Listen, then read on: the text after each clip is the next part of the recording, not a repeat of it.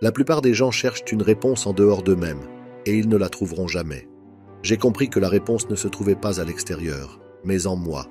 Cette prise de conscience m'est venue après avoir rencontré Ray Stanford à Toronto. Il m'a dit que si je n'aimais pas les résultats que j'obtenais dans ma vie, je devais me changer, car c'était mes résultats.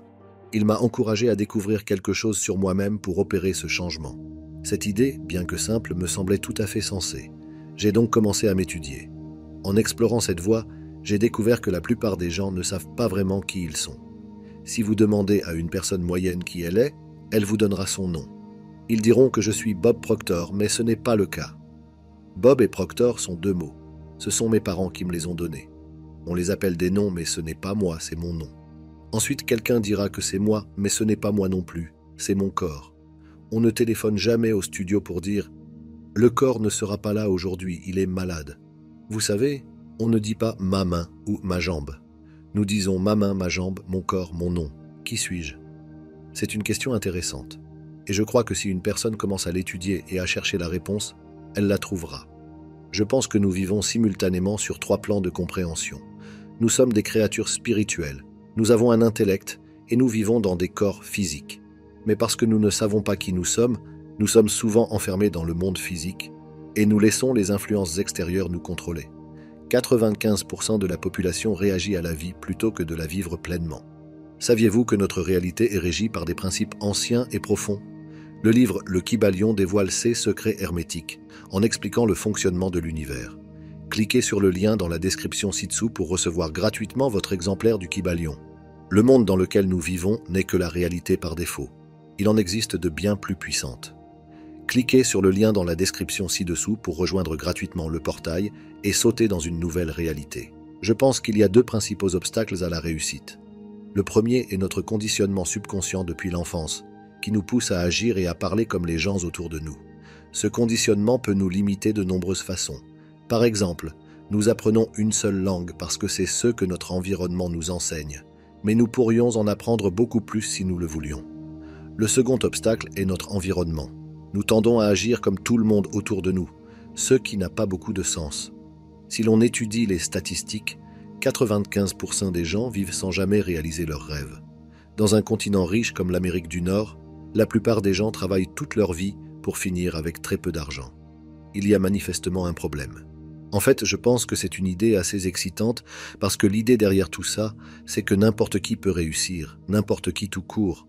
Mais si nous commençons à étudier ces statistiques, je pense que nous arriverons à la conclusion que je ferais mieux de penser par moi-même plutôt que de suivre tout le monde. La plupart des gens trouvent un emploi, regardent autour d'eux, voient comment les autres font leur travail et commencent à le faire de la même manière. Ils devraient s'arrêter et se demander si ces personnes savent ce qu'elles font. Y a-t-il une meilleure façon de procéder? Exactement. Il suffit de s'aligner, de prendre un numéro, d'être comme tout le monde. Ce serait bien dans le règne animal, mais les êtres humains ne sont pas censés vivre comme ça. Je pense que nous devrions faire quelques vagues. Nous devrions peut-être nous démarquer, être différents. Pas pour le plaisir d'être différents, mais parce que nous sommes différents. Nous avons tous des pensées différentes et je crois que nous devrions commencer à penser et à construire des images dans notre esprit de ce que nous aimerions faire, puis nous mettre en route et le faire. Au début, je voulais gagner beaucoup d'argent. Je pensais que si j'avais assez d'argent, je pourrais résoudre tous mes problèmes. J'ai découvert que ce n'était pas vrai. J'ai gagné pas mal d'argent et j'ai eu l'impression d'avoir plus de problèmes.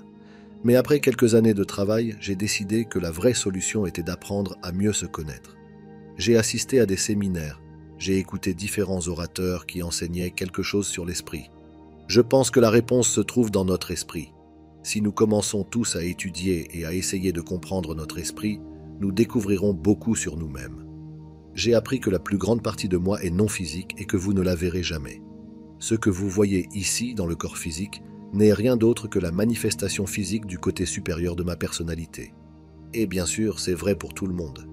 Ce que nous devons étudier, je pense, c'est comment fonctionne cette partie non physique de notre esprit. Que se passe-t-il lorsque je pense? D'où viennent les pensées? Comment cette chaise a-t-elle été construite? Quelqu'un a dû y penser. Les pensées sont partout. Et nous attirons les pensées dans notre esprit et nous construisons des images dans notre esprit. Ce que nous voulons comprendre, c'est que c'est un côté non physique de nous-mêmes qui fait cela. Si je peux construire une image de quelque chose dans mon esprit, Je suis tout à fait capable d'en construire une réplique physique dans mon monde. Ainsi, si je me représente comme une personne heureuse et détendue, je peux vivre comme cela. Si je me représente comme une personne prospère, je peux le devenir. Nous sommes déjà riches, il nous manque juste de l'argent. La première chose à faire est de s'asseoir et de décider ce que l'on veut. Si c'est de l'argent que vous voulez, combien d'argent? Personne ne sait ce que c'est que beaucoup d'argent. Il faut donc être précis. Vous écrivez sur une carte ce que vous voulez exactement. Vous gardez cette carte sur vous et vous la lisez souvent. C'est ce que j'ai appris dans le livre Think and Grow Rich, et c'est ce que j'enseigne dans mes séminaires. J'enseigne aux gens comment se fixer des objectifs, mais il faut décider exactement ce que l'on veut. Ensuite, vous commencez à penser. Vous allez avoir des pensées qui vous viendront à l'esprit sur les raisons pour lesquelles vous ne pouvez pas l'obtenir. Vous avez la possibilité dans votre esprit conscient de rejeter cette idée, de la chasser de votre esprit. Penser à la raison pour laquelle vous ne pouvez pas faire quelque chose ne vous apportera rien de bon. Continuez à penser jusqu'à ce que vous commenciez à penser à la façon dont vous pouvez le faire, et la voie vous sera montrée. Il se présente sous la forme d'images dans notre esprit. Pensez à la façon dont vous pouvez le faire, et non à la raison pour laquelle vous ne pouvez pas le faire. C'est la première étape. Pensez à la façon dont vous pouvez atteindre ces objectifs, et réfléchissez à la façon dont vous pouvez le faire. Avant même de commencer, je dirais qu'il faut se procurer un bon livre et commencer à l'étudier. Choisissez une personne qui fait déjà ce que vous aimeriez faire et apprenez à la connaître. Demandez conseil aux experts. Ne demandez pas à votre voisin, à votre mère, à votre père, à votre frère ou aux collègues de travail, parce qu'ils ne savent pas forcément. Il est inutile de demander à une personne comment gagner beaucoup d'argent si elle ne gagne que 10 000 € par an. Ils ne savent pas. S'ils le savaient, ils gagneraient probablement beaucoup d'argent. C'est comme ne pas aller voir un médecin malade si on veut être en bonne santé. Il faut donc trouver quelqu'un à qui demander conseil, se procurer un bon livre, s'y plonger et commencer à l'étudier. Par exemple, j'ai un livre qui ressemble à une Bible. C'est le livre de Napoleon Hill, Think and Grow Rich. Cela fait maintenant 23 ans que je le lis. Je le lirai probablement encore pendant 23 ans. J'ai un autre bon livre que j'ai apporté ici aujourd'hui. Il s'intitule The Power of Your Subconscious Mind, le pouvoir de votre subconscient. Je ne touche pas de commission pour le vendre. L'auteur est mort, il est parti depuis quelques années, mais le docteur Joseph Murphy a écrit ce livre, The Power of Your Subconscious Mind. C'est probablement l'un des meilleurs livres que vous puissiez trouver, parce que vous allez apprendre quelque chose sur votre esprit en lisant ce livre. J'ai lu un jour dans un livre que, lorsque vous lisez un bon livre pour la deuxième fois, vous n'y voyez pas quelque chose que vous n'aviez pas vu auparavant. Vous voyez quelque chose en vous qui n'était pas là avant. Vous voyez, quand je lis ceci, je crée une plus grande prise de conscience. Laissez-moi vous lire une ligne, 2 lignes. Hill a dit « Le chaînon manquant dans tous les systèmes d'éducation connus de la civilisation actuelle peut être trouvé dans l'incapacité des institutions éducatives à enseigner aux étudiants comment organiser et utiliser les connaissances une fois qu'ils les ont acquises. » Il poursuit en disant « Nous devrions comprendre le sens réel du mot « éduquer ». Il ne s'agit pas d'aller dans un bâtiment en dur pendant 25 ans. Il s'agit de recueillir des informations. Vous développerez probablement votre mémoire, mais je me demande dans quelle mesure vous développez votre esprit. Et je ne suis pas contre l'éducation, car j'encourage mes enfants à aller à l'école telle que nous la connaissons. Le mot « éducation » vient du mot « educo », et il est dérivé du mot latin « educo », qui signifie « induire », « tirer » ou « développer de l'intérieur ». Une personne éduquée n'est pas nécessairement une personne qui possède une abondance de connaissances générales ou spécialisées. Une personne éduquée est une personne qui a développé les facultés de son esprit au point de pouvoir acquérir tout ce qu'elle veut ou son équivalent sans violer les droits d'autrui. Le monde dans lequel nous vivons n'est que la réalité par défaut. Il en existe de bien plus puissantes. Cliquez sur le lien dans la description ci-dessous pour rejoindre gratuitement le portail et sauter dans une nouvelle réalité. Une personne éduquée est celle qui sait comment aller chercher ce qu'elle veut dans la vie, sans être égoïste. Je pense que nous devrions toujours être impliqués dans la recherche, parce que l'apprentissage est un processus qui dure toute la vie. On ne cesse jamais d'apprendre. L'éducation consiste à puiser à l'intérieur de soi. Nous puisons dans une source infinie. Nous avons en nous de profonds réservoirs de talents et de capacités. Nous pouvons apprendre à faire n'importe quoi. Nous avons des pouvoirs phénoménaux. Si nous utilisions notre corps comme nous utilisons notre esprit, il nous suffirait probablement de bouger notre petit doigt. Mais on ne nous apprend pas à le faire. Les enfants scolarisés devraient apprendre à s'asseoir avant même le début de l'année scolaire. On devrait leur donner un bulletin vierge et leur demander de visualiser les notes qu'ils veulent obtenir et d'écrire leur propre bulletin. Et ce, avant le début de l'année scolaire, dès la première semaine. Ensuite, l'enseignant doit dire « Maintenant, je veux que vous vous concentriez sur la manière d'obtenir cette note et je ne veux pas que vous pensiez à la raison pour laquelle vous ne pouvez pas l'obtenir. Et je veux que vous adoptiez l'attitude que vous allez l'obtenir. » Certains diront que ce n'est pas réaliste, c'est être très réaliste. C'est suivre les principes de réussite qui remontent à 6000 ans dans l'histoire. C'est ainsi que tout a été accompli. Dans la rêverie dont nous parlons, c'est de là que vient toute la grandeur. La grandeur vient de la fantaisie. J'imagine que lorsqu'Edison a vu pour la première fois l'ampoule électrique, il rêvait. Mais il a continué à fantasmer et il en a fait une théorie, puis une image et enfin un fait. Lorsque j'étais enfant, c'était un fantasme de penser à aller sur la Lune. Nous y sommes allés avec des voitures, en jouant au golf. L'attitude, c'est la façon dont vous pensez, la façon dont vous vous sentez et la façon dont vous agissez. J'aurais du mal à expliquer l'attitude dans une simple conversation. J'utilise un tableau dans le séminaire. Et j'ai fait un séminaire sur l'attitude hier soir. Nous avons passé 3 heures à traiter de ce sujet. Il faut avoir une attitude gagnante. Il est presque impossible de changer l'attitude d'une autre personne. C'est la seule chose où le management échoue. Nous ne pouvons pas changer l'attitude des gens. Personne ne peut changer l'attitude d'une autre personne, et la seule attitude que nous pouvons changer est la nôtre. Mais si la direction pense que c'est leur attitude et que nous ne pouvons rien y faire, alors elle ne fera rien. Mais si la direction arrive à la conclusion que oui, c'est l'attitude et qu'il faut enseigner aux gens quelque chose sur l'attitude, apprenons-leur quelque chose sur eux-mêmes. Apprenons-leur à se connaître eux-mêmes.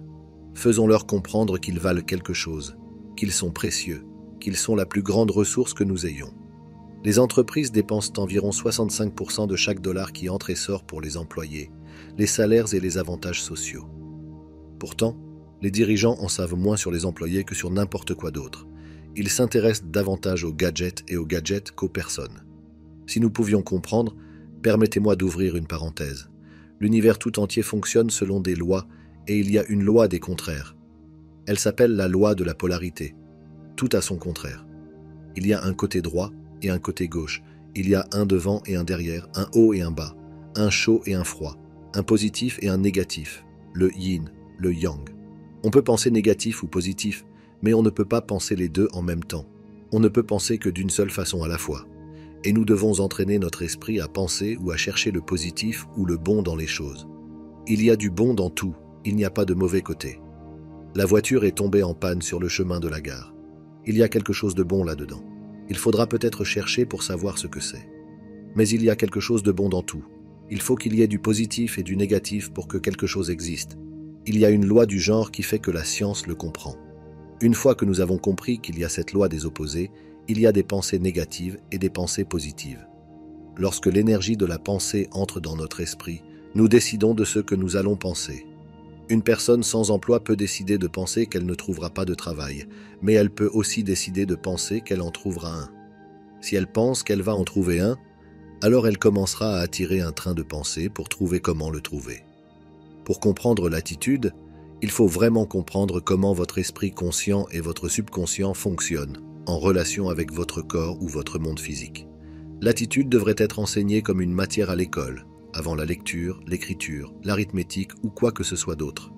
Car c'est l'attitude d'une personne qui déterminera les notes qu'elle obtiendra. Disons que nous pouvons tous améliorer notre image de soi. Peu importe la qualité de votre image, vous pouvez l'améliorer. Si je pouvais vous donner un simple conseil, je vous dirais que si une personne s'asseyait et se laissait aller à la réflexion, elle serait plus à l'aise. Si une personne s'asseyait et laissait son corps se détendre, se relaxer totalement, puis commençait à se visualiser dans son esprit, à se voir comme elle veut se voir. Peut-être, oui, voyez comment vous aimeriez vivre votre vie. Imaginez-vous en train de la vivre de cette façon. Comprenez bien qu'il s'agit d'une image dans votre esprit. Quand vous prenez un livre, ce livre n'est rien d'autre qu'une image qu'un auteur a peinte avec des mots. On a demandé un jour à Van Gogh, le grand artiste, comment il faisait pour réaliser de si belles œuvres. Il a répondu « Je rêve ma peinture et ensuite je peins mon rêve ». Il s'agit de faire naître l'image dans l'esprit, puis de la peindre sur le mur ou sur la toile. Eh bien, si nous nous détendions et construisions dans notre esprit l'image de la façon dont nous aimerions nous voir agir dans la vie, dans nos relations avec les autres, dans notre vie sociale, nous nous verrions dans la position que nous occupons dans notre vie. Voyez-vous dans le poste que vous occupez ou dans la façon dont vous faites vos présentations de vente, si vous êtes vendeur ou autre. Prenez ensuite cette image et décrivez-la, écrivez-la au présent. Je suis tellement heureux maintenant que je me vois, et écrivez-le. Beaucoup de gens vont rire en disant « ça n'a pas de sens ». C'est tout à fait logique. Ils ne peuvent pas vous dire pourquoi ce n'est pas le cas. Je pourrais passer des heures à vous expliquer pourquoi c'est logique et je pourrais le faire avec tellement de détails que tout le monde le comprendrait. Mais écrivez une description de la façon dont vous aimeriez vous voir. Commencez à la lire, à la lire, à la lire et à la lire tous les jours. Emportez-la avec vous et continuez à la lire. Le seul point sur lequel tous les grands professeurs tout au long de l'histoire se sont mis d'accord à l'unanimité, c'est que nous devenons ce à quoi nous pensons. Au début, c'est peut-être une fantaisie, cela peut même nous sembler être un mensonge, mais si vous le lisez assez souvent, vous commencerez à y croire. Et comme l'a dit William James, croyez et votre croyance créera le fait, vous verrez la personnalité de la personne changer. Dans les séminaires, je vois des gens changer de personnalité sous mes yeux. Tout ce qu'ils font, c'est commencer à se voir différemment. Il n'y a pas de doute, nos pensées contrôlent nos sentiments. Nos sentiments contrôlent nos actions. Nous pouvons contrôler nos pensées, oui. C'est exactement comme ça que ça se passe. Nous lisons le journal, le malheur s'annonce, nous l'acceptons. Il n'est pas nécessaire que le malheur arrive. Vous savez, il y a toujours eu une dépression pour certaines personnes. J'ai grandi avec l'idée que tout le monde était ruiné dans les années 30. Ce n'était pas le cas. Certains gagnaient des millions. Je pensais que tout le monde avait fait faillite. Ce n'est pas le cas. Certaines personnes se sont lancées dans les affaires. Il y a toujours une dépression pour certains et des périodes fastes pour d'autres. Lorsque nous lisons un article dans un journal, posons-nous la question suivante. Est-ce que je veux m'impliquer émotionnellement dans cette idée ? S'il s'agit d'une idée négative, je ne veux pas m'impliquer émotionnellement. Je ne lis pas souvent le journal. Je le fais, mais je ne m'y attarde pas. Lorsqu'une idée vous vient à l'esprit, que quelqu'un vous en parle ou que vous la lisiez dans le journal, il faut raisonner. Se demander si cette idée va m'aider à aller là où je veux aller. Si ce n'est pas le cas, il faut la rejeter. C'est la fin de ce dossier. Les travaux de l'Institut de la réalité sont mis gratuitement à votre disposition, mais ils nous demandent beaucoup de travail. C'est pourquoi, si vous avez apprécié cette vidéo, vous pouvez vous abonner à notre chaîne YouTube et laisser un j'aime sous cette vidéo. Nous reviendrons bientôt avec un autre dossier. Quantiquement, l'équipe de l'Institut de la réalité.